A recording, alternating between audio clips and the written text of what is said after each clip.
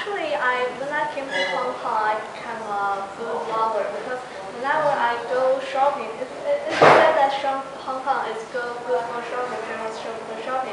You should go shopping when you are in Hong Kong. But whenever I go shopping, I will eat the snacks along the street instead of buying the clothes or other things because they are expensive. And what's the circumstances in US? Do you buy your clothes or do you go shopping often? I actually go shopping more often in the US because here, I mean, people say that Hong Kong is very good for shopping, but for me, I don't like crowds. I don't. Like in Mong Kong Lady Street. Like for me, when I first got to Hong Kong, I thought Ladies Street was awesome because I thought they were good deals. But then you realize it's a tourist trap. I actually don't know any locals that shop at Ladies Market. Isn't it? But in the US, for me, like I actually prefer online shopping because I don't like going, find parking, lining up, trying things on. But then I do like going places like Walmart. It's a pity Hong Kong doesn't have Walmart. Walmart is like the best store ever. It's open 24 hours. So for me, like I like to go there 2, 3 in the morning when there's nobody.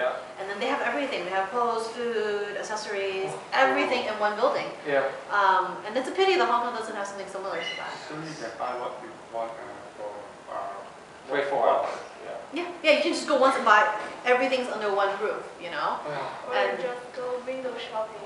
Then do you have such a condition that you originally did not think of buying that thing, and you see that thing is very good, so you pay for that? Yes, always. It's really terrible because that's one bad thing about having everything under one roof because you'll see things that you didn't plan on buying and then you're like, oh, this is cheap.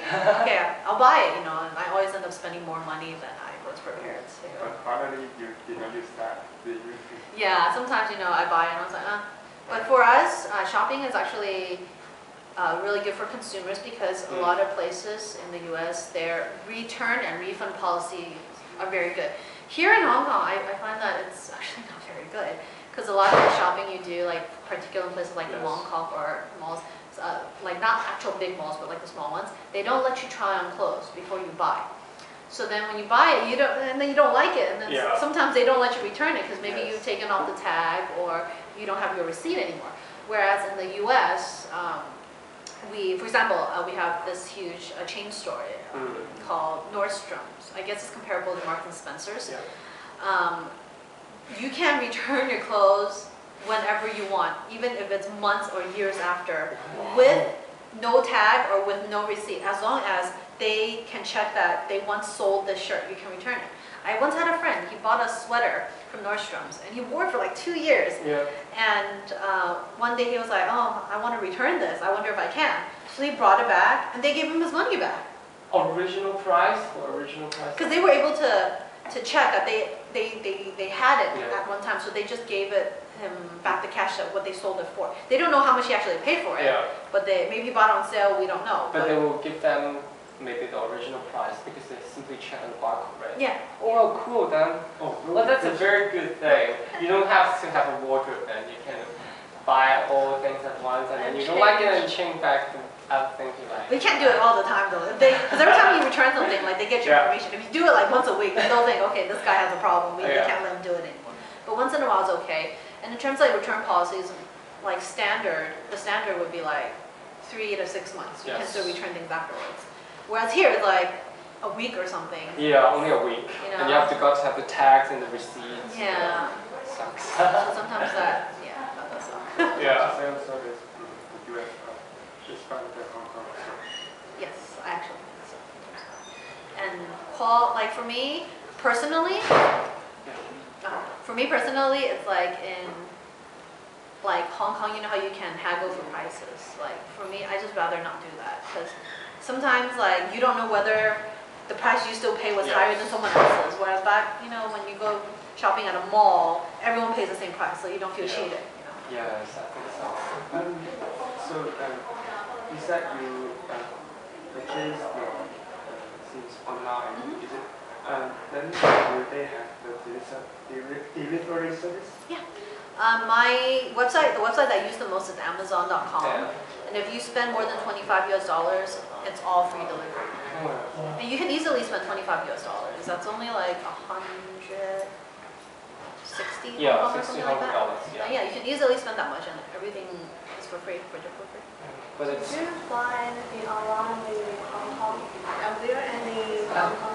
they do like parking shop. They do have online shopping, but you have to buy like over $300 Yeah. before they deliver. And some of the places you live in the new territories or far away, they won't deliver. But in the US, do they have a restriction on delivery? Like if you live in a very far away town, do they have restriction on you? Not at all. No.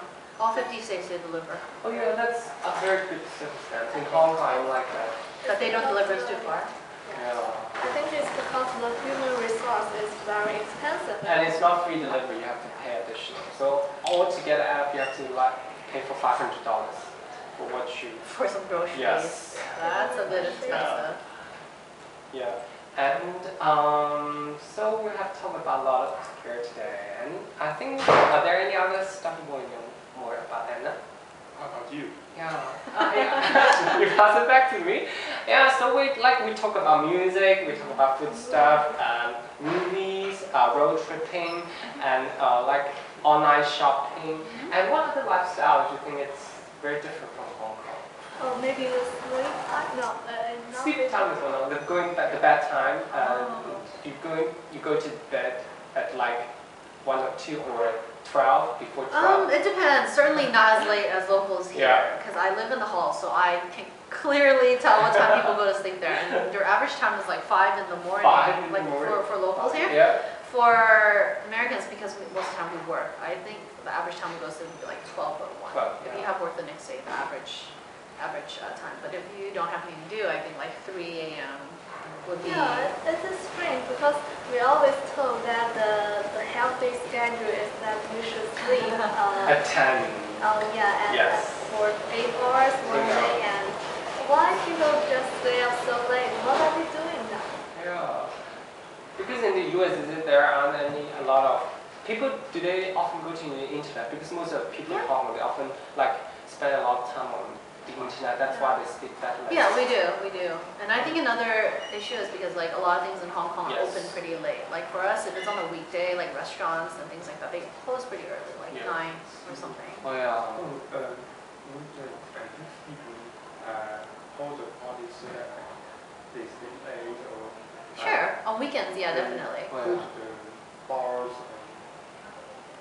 If it's on a weekday, if it's like for Yeah. people, our age, maybe they'll go for like happy hour or something like that. Yeah. But I mean, in terms of like parties and stuff, that mostly happen on like Fridays and Saturdays where we know we don't have work the next day. Going to pubs or clubs. Yeah, we do that on weekends too. Maybe sometimes on Thursdays for ladies' night. But for most people, they have, unless you're a student. But if you're working, then most likely you will not go out that late on the weeknights. Okay, so we got to know another thing. So okay, today it's about time we have already talked a lot. And thank you, Anna, for Oh, thank today. you. Yeah. It was fun. Yeah, and it's hot. She coming down from the hall for just an interview for us, so we have to thank and give her a round of applause. Thank you. Thank you, and then I hope you. Are you going to stay here for a while in Hong Kong? I'm actually going to go home for the summer. Yeah. Okay. So we hope you have a safe trip back Thank there you. and enjoy the rest of the time in Hong Kong. Thank And, you. yeah, and cope with the hot weather here. Yeah. It's I know. like 35 degrees. Okay, then. Thank you, Anna. Thank you. Okay. Thank you.